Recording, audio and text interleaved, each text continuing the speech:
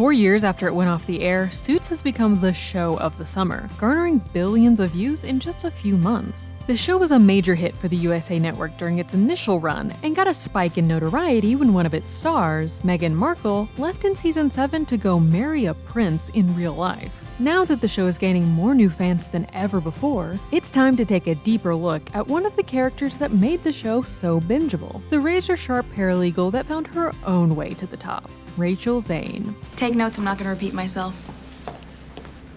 I love you. When we meet Rachel, she's a paralegal working at Pearson Hardman tasked with showing newcomer Mike Ross the ropes. But she immediately makes it clear that she's not someone to be messed with. I've given dozens of these, and without fail, whatever new hotshot it is thinks that because I'm just a paralegal, that I will somehow be blown away by his dazzling degree. Let me assure you, I won't. The fact that she's not just your average paralegal is also made apparent by the fact that she has her own office, while other paralegals and even first-year lawyers are stuck in cubicles. Rachel is one of the brightest minds at the firm, but has yet to make the leap to law school. It turns out that this isn't due to lack of desire or ability, but something quite relatable to many: test anxiety. Nothing about our talk said I'm interested in bombing the test again. Though she certainly has the knowledge to pass the LSATs, her fear surrounding failure caused her to flub the test, which then led to her being afraid to retake it, causing her to end up trapped in limbo at Pearson Hardman. Though Rachel desperately wants to become a fully fledged lawyer, while she's putting off taking the test again, she does put in the work to become the best paralegal at the firm. She's the top researcher and the one everyone comes to when they need things done right. So why are you coming to me? Because Donna says you're the best researcher in the firm. Let me see the motion. She's also great at combining her skills with others to overcome obstacles, like when she uses her amanuensis skills and Mike's photographic memory to create new copies of a file he technically wasn't supposed to have seen. Rachel is incredibly hardworking, willing to stay late and come in early to get things done, and she helps everyone else work towards success too. I couldn't have done it without you. You wouldn't even know where to look without me. Behind all of her beauty and brains, Rachel has secrets too. The biggest being that her father is actually one of the most high-powered lawyers in the city. I can't believe that your father is the Robert Zane and you never said anything to me. I don't like people here knowing. Rachel wanted to build a career on her own merit, so she keeps the info about her father to herself. She also only lives off of her own money instead of being bankrolled by him. In addition to not wanting to be judged for being a nepo baby, Rachel also distances herself from her father due to their difficult history. A large part of Rachel's drive to always be the best comes from growing up feeling that no matter how good she was, she would never be able to truly make her father proud of her. You are a beautiful woman, and you can do whatever you want. Beautiful, not smart. Honey, I am trying to give you a heads up, and Do you believe I have what it takes to be a lawyer? As an adult, she felt that she had to move out of his shadow and focus on herself if she wanted any chance of finding fulfillment and becoming her own person. But she did also pick up some positive traits from her father as well, like her laser focus on her work and her refusal to accept less than what she's worth. I want a raise. 3%. 10%. 7. 10%. While Rachel is generally a good person, she's by no means perfect. I am not the goody-goody you think I am. One of her biggest flaws is a selfish side that occasionally breaks out when she decides to go after something, or someone, even when she knows she shouldn't. This is, in fact, how her romance with Mike kicks off. She goes in for a kiss while he's in the middle of talking about his girlfriend. Yeah, well, I'm not going to let that be the reason that Jenny and I don't. She also later cheats on Mike with Logan in the heat of the moment, who she had also, it turns out, previously had an affair with while he was married. So while her selfishness in relationships hurts other people, her choice to put herself first in life sometimes aids her in other arenas, like climbing the corporate ladder. If you're as busy as Rachel Zane, you'll love this video's sponsor, Factor. Say goodbye to expensive grocery hauls, prepping, chopping, cooking, and cleaning. Factor is America's #1 ready-to-eat meal kit that can help you fuel up as you power through the end of summer season. Their delicious rotating menu is full of chef-prepared and dietitian-approved options, so there's always something new to try. These fresh and tasty meals are ready to eat in just 2 minutes or less, so you can chow down and save time. Level up with Gourmet Plus options with premium ingredients like truffle butter and broccolini. This week, my favorite meal was honey maple barbecue ground beef with roasted potatoes, green beans, and creamed corn. If you need an extra boost to support your wellness goals, Factor has you covered. Eat well without the hassle. Head to factormeals.com/thetake50 and use the code thetake50 to get 50% off your first box. That's thetake50 at factormeals.com/thetake50 to get 50% off your first box. One of Rachel's biggest story arcs is working towards finally passing the LSATs and trying to get into Harvard Law. There are only 4 tests a year, which means if you miss this one, you're gonna have to wait another 3 months. I can do math too, Good Will Hunting. Though her anxiety has caused her to keep pushing her next LSAT date, Mike arrives and wants to help her pass, which he knows a thing or two about since he used to take exams for other students. Rachel finds out his little secret when she herself considers hiring someone to take the test for her so she can finally pass. You were gonna take the test for me. What guy? What are you talking about? You know exactly what I'm talking about. You're the test genius, right? But she backs out at the last minute because she doesn't want to advance her career through cheating. After she forgives him for lying to her, he helps her study so that she can pass all on her own. I took the LSATs. I got a 172. But it turns out that even finally passing the LSATs isn't the key to everything. She still gets rejected from Harvard.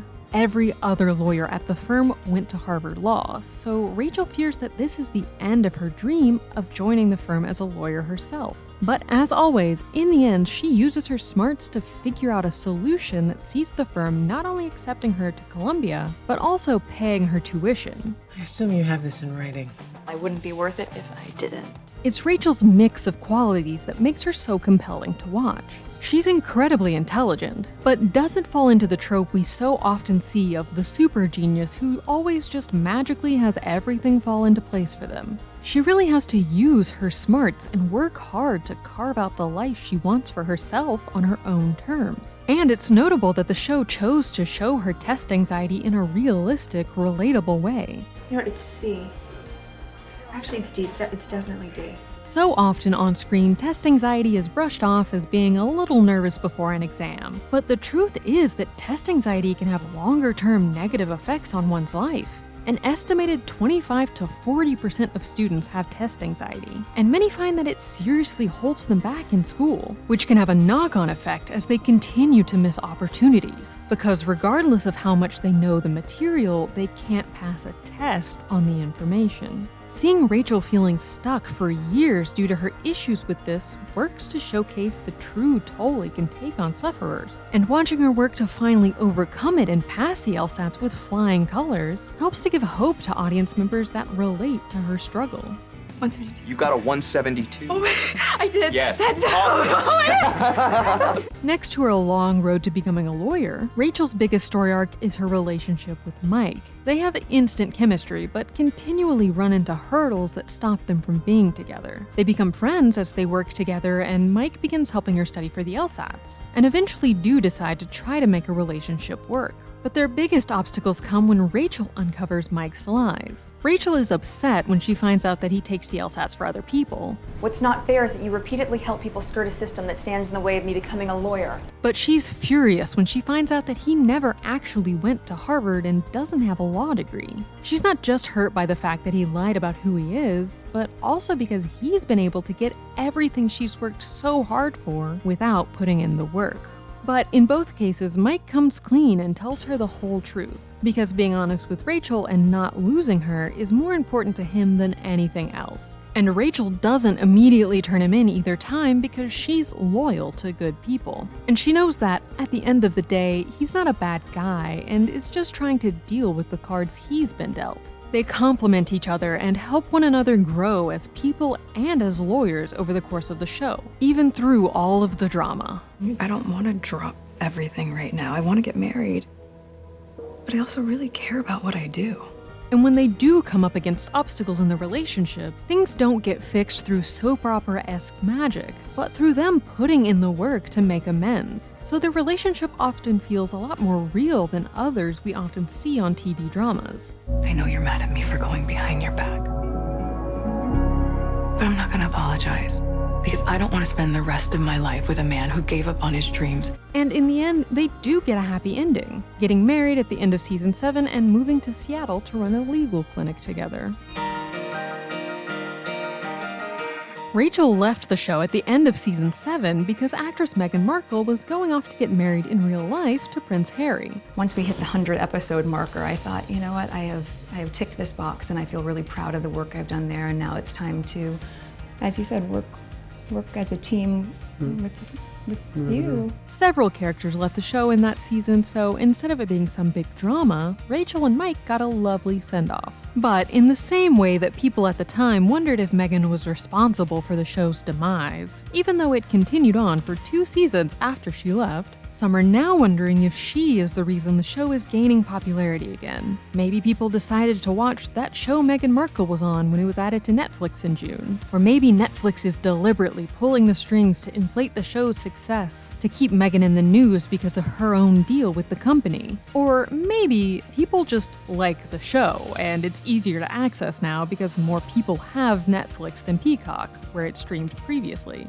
Suits' huge second wind has allowed a whole new audience to enjoy the great cast of characters and intriguing storylines. The show manages to bring the drama while still being comforting in its own way, giving audiences 9 whole seasons to settle into without having to worry that the show is going to get cancelled before reaching its conclusion. Rachel brought a special spark to Suits' ensemble and helped make the show the bingeable favorite it's become. I've got a photographic memory, pretty much a legal superhero.